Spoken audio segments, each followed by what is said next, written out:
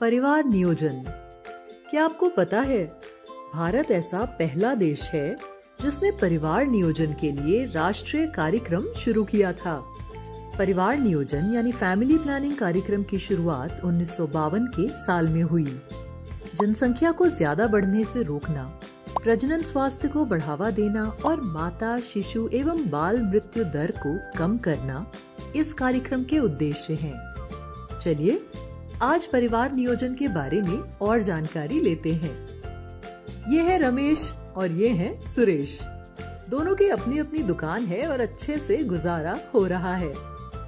शादी के 2 साल बाद दोनों को एक एक बच्चा हुआ। दोनों की पत्नियां बच्चों का, घर का, परिवार का ख्याल रखने में व्यस्त रहने लगी। 1.5 साल बाद रमेश को हुआ दूसरा बच्चा। उसके 2 साल बाद रमेश के घर तीसरे शिशु ने जन्म लिया और तभी सुरेश के घर में दूसरा शिशु आया। अब आप बताइए, बच्चों का ख्याल रखने के लिए, खुद के स्वास्थ्य की देखभाल के लिए और बच्चों के भविष्य का खर्चा उठाने के लिए किसका परिवार बेहतर नियोजन कर सकता है? सुरेश का परिवार।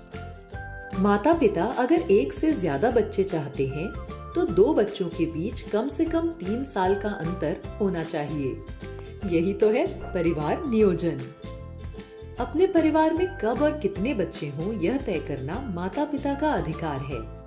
लेकिन याद रहे, 1 या 2 बच्चे हों तो परिवार का स्वास्थ्य बना रहता है।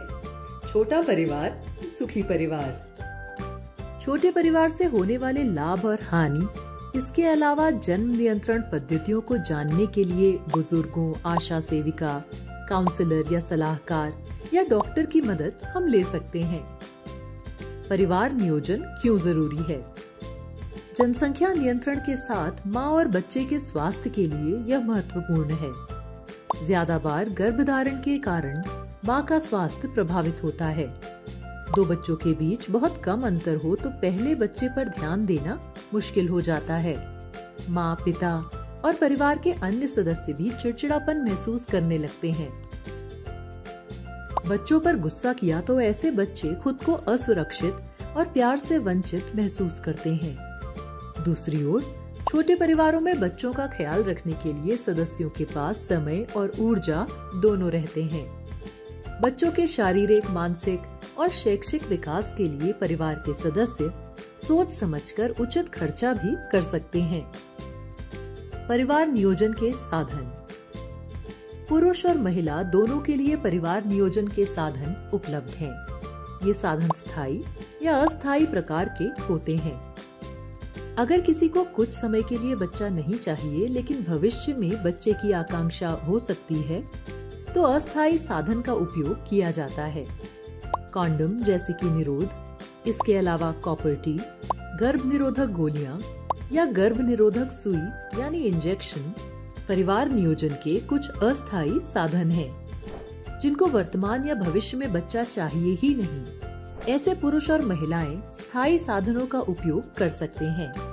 महिलाओं में नलबंदी यानी ट्यूबेक्टमी और पुरुषों में नसबंदी यानी वैसेक्टमी स्थायी साधन है।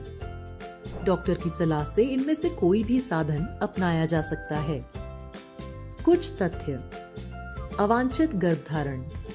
परिवार नियोजन के साधनों का उपयोग न करना किशोर काल में आयु के आवेश में आकर यौन संबंध या यौन उत्पीड़न के कारण अवांछित गर्भधारण हो सकता है। ऐसी स्थिति में बच्चे को जन्म देना है या नहीं यह तय करना महिलाओं का अधिकार होता है।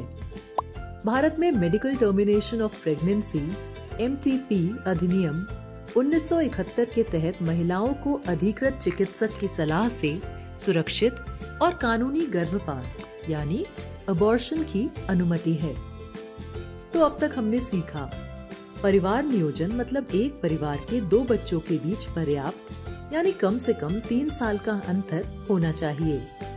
अपने परिवार में कब और कितने बच्चे हों यह तय करना माता पिता का अधिकार है। जनसंख्या नियंत्रण, माता एवं बच्चे का स्वास्थ्य, बच्चे की ठीक से देखभाल होना परिवार नियोजन के उद्देश्य हैं। परिवार नियोजन के साधन पुरुष और महिला दोनों के लिए होते हैं और ये साधन स्थायी या अस्थायी प्रकार के हो सकते हैं। निरोध, गर्भ निरोधक गोली और सुई, कॉपर टी ये गर्भ निरोधन के अस्थायी साधन हैं। नलबंदी और नसबंदी गर्भ निरोधन के स्थायी साधन हैं। आपके लिए एक काम, क्या परिवार नियोजन का प्राकृतिक तरीका आपको पता है? यह महिलाओं के मासिक धर्म से जुड़ा हुआ है।